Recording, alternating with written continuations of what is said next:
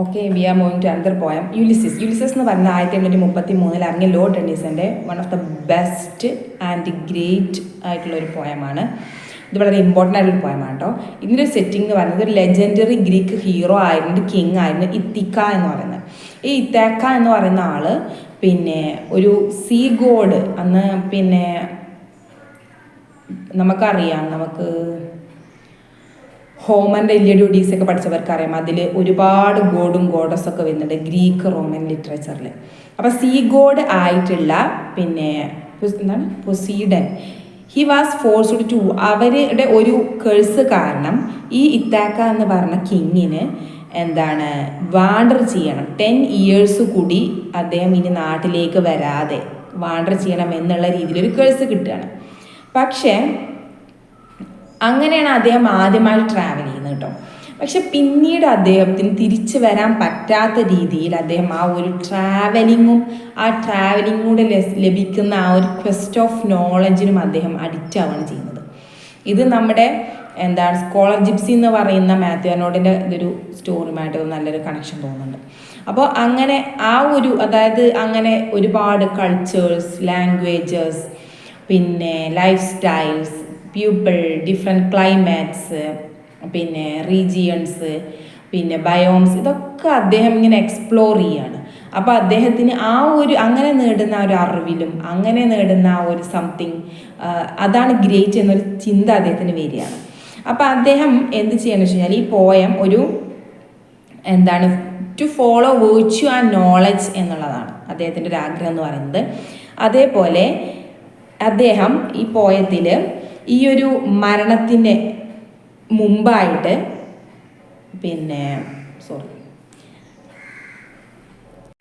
അതായത് പിന്നെ നമ്മൾ പറഞ്ഞിട്ടുണ്ടായിരുന്നു ലോർഡ് ടെന്നീസൻ്റെ ആ ഒരു ഇൻട്രൊഡക്ഷൻ പറഞ്ഞപ്പോൾ ഹലാം എന്ന് പറയുന്ന അദ്ദേഹത്തിൻ്റെ ഫ്രണ്ട് മരിച്ചതിന് ശേഷമാണ് അദ്ദേഹം വളരെ ഒരു ഷാറ്റേഡ് ലൈനിലേക്ക് പോയിരുന്നത്. അതിനൊക്കെ ശേഷം 1933 ഈ ഒരു പോയം അദ്ദേഹം എഴുതുന്നത് ടെന്നീസണ്. അപ്പോൾ ഇത് അദ്ദേഹത്തിൻ്റെ ഒരു ബെസ്റ്റ് പോയമാണ് കളക്ഷനിലെ. അതേപോലെ ഇതിൽ കാണാൻ പറ്റുന്നത് it's a balance between melancholic on one hand and sense of living life activity on the other hand ആണ്.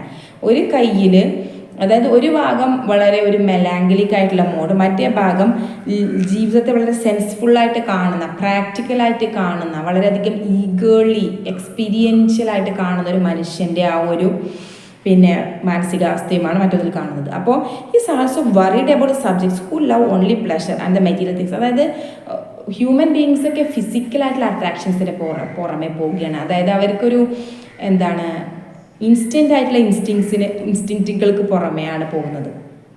ഹ്യൂമൻ ബീങ്സ് അവരെപ്പോഴും മെറ്റീരിയലിസ്റ്റിക് ആയിട്ടുള്ള കാര്യങ്ങളിൽ പ്ലഷർ കണ്ടെത്താൻ ശ്രമിക്കുകയാണ്.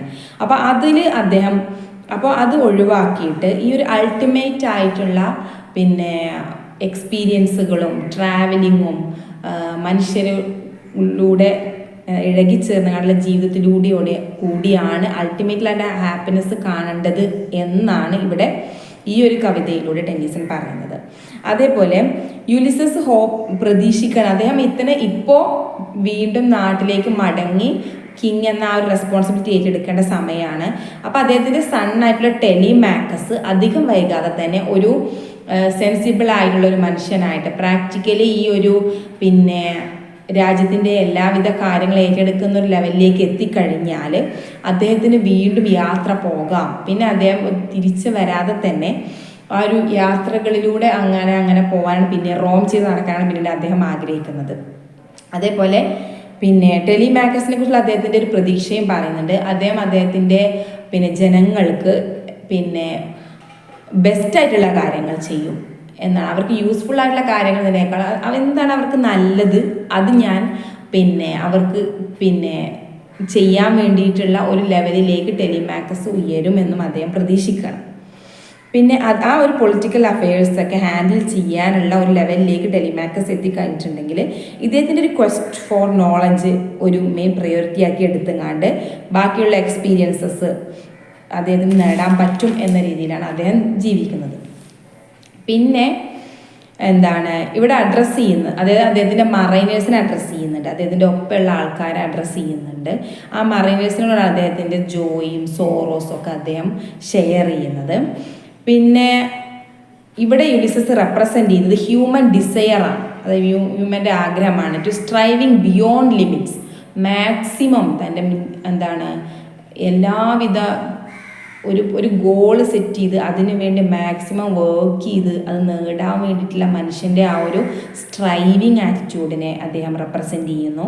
അതേപോലെ Noble, something Noble and great ആയിട്ടുള്ള കാര്യങ്ങൾ, നമ്മൾ ജസ്റ്റ് ഭക്ഷണം കഴിക്കുന്നു, കിടന്നുറങ്ങുന്നു എന്നതിനപ്പുറമുള്ളൊരു മൊണ്ടൻ ലൈഫിനേക്കാളും സംതിങ് ബിയോണ്ട് ആയിട്ടുള്ള ഗ്രേറ്റ്ഫുൾ മീനിങ് ഉള്ളൊരു ലൈഫ് അക്വയർ ചെയ്യണം എല്ലാവരും എന്ന് അദ്ദേഹം എല്ലാവരോടും പറഞ്ഞു വെക്കുകയാണ് ചെയ്യുന്നത്.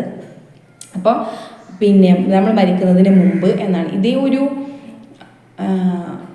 സംഭവം തന്നെ ഒരു നമ്മുടെ അമേരിക്കൻ ലിറ്ററേച്ചറിൽ നമ്മുടെ സ്നോസ് ഓഫ് കിളിമഞ്ചാരോയിൽ പിന്നെ ഏണസ്റ്റ് ഹെമിംഗ്വേ പറഞ്ഞു വെക്കുന്നുണ്ട് കേട്ടോ, ആ ഒരു ഷോർട്ട് സ്റ്റോറി. അപ്പോൾ ഇതാണ് ഇതിൻ്റെ ഒരു കണ്ടൻ്റായിട്ട് വരുന്നത്. അപ്പോൾ ദിസ് ഈസ് വണ്ടർഫുൾ പോയമാണ്. അപ്പോൾ ഒരു ഹിസ്റ്റോറിക്കൽ സ്പീക്കറാണ്. അപ്പോൾ അദ്ദേഹം പിന്നെ വലിയൊരു രാജ്യത്തെ രാജാവാണ്, പക്ഷെ അദ്ദേഹം ടെമ്പററി ലൈഫിൻ്റെ ഒരു ഇതിനെക്കുറിച്ച് പറയുകയാണ്. ജസ്റ്റ് മെറ്റീരിയലിസ്റ്റിക് ആയിട്ടുള്ള കാര്യങ്ങൾക്ക് പുറകെ പോകാതെ കുറച്ചും കൂടി മീനിങ് ഫുൾ ആയിട്ടുള്ള കാര്യങ്ങൾ ചെയ്യാൻ വേണ്ടി നമ്മൾ ശ്രമിക്കണം എന്ന് പറഞ്ഞു വെക്കുകയാണ് യുലിസസ് എന്ന് പറയുന്ന ഈ പോയം.